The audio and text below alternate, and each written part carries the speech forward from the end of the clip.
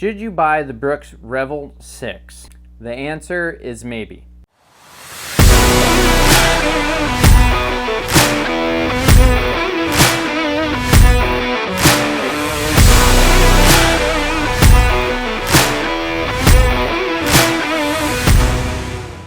I'm Dan Hill, and I am not elite, I'm not an expert, I am not a coach, and I am not Kofuzi. However, I have ran over 200 miles in the Revel 6s, and I wanted to share my thoughts on this shoe to help guide somebody if you're considering purchasing this shoe. When I first started running, I was wearing minimalist shoes, and I believed in minimalist training, and I ended up buying a pair of Brooks Revel 6s to start doing my long runs in, because I noticed I was getting like little, not like serious injuries, but like I'd have things that would bother me. I ended up wearing out my barefoot shoes, so I ended up doing nearly all my training in the Revel 6s. So specs, it has Biomogo DNA cushioning.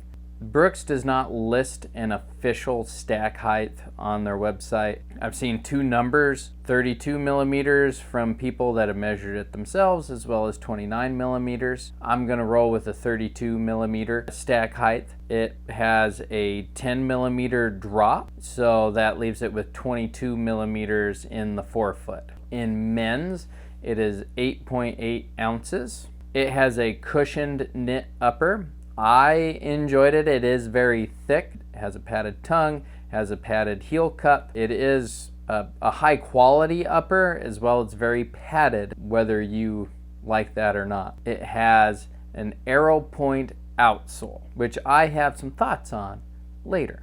It is an environmentally friendly shoe. Nearly 60% of the upper is made out of recycled materials, and supposedly, according to Brooks, they divert nearly 12 plastic bottles away from the landfill every pair of shoes that they make. It's also a vegan shoe for those of you who hate plants.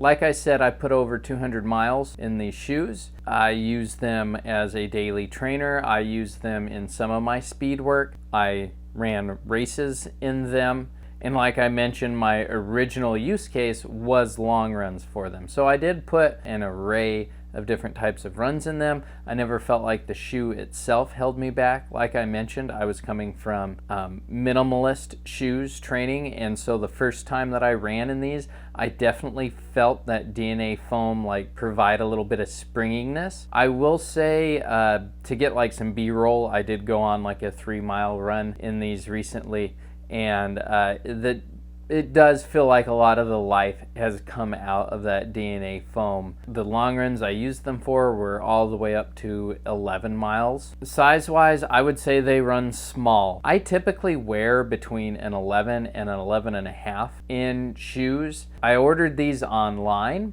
and I ordered them in a size 11, and when I received them, that 11 was very tight. My toes were at the end of the toe box. So since then, I have started ordering 11 and a halves when I wear Brooks. The Revel 6 does come in a variety of cool colorways. I did take the shoes on some light trail running, and it performed well. It was not difficult, just rooty. The trail in particular was not very technical, so take that with a grain of salt. The biggest problem I have with the shoe is the outsole, and that is actually the reason why I ended up replacing them. I was wearing the outsole down flat in certain places. I feel like for a shoe that theoretically should last over 300 miles, I wore through that outsole very quickly. I also didn't think that it performed well in the rain. When I run along the fog lines, and when it had rained, I could feel my foot slip on the paint, and that has not been the case in my Brooks Ghost that I also run in. So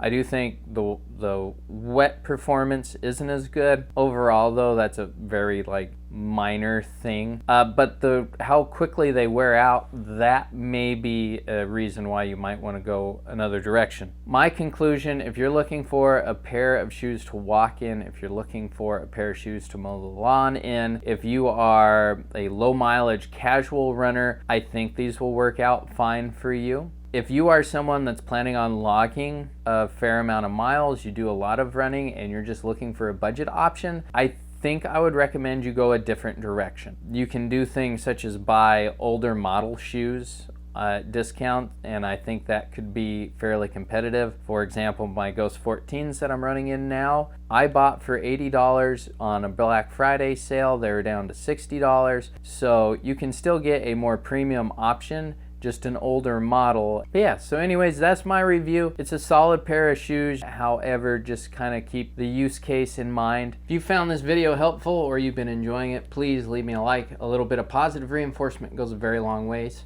Also, you can check out some of my other videos. I've been vlogging my training block for my first marathon, and consider subscribing if you'd like more content like this.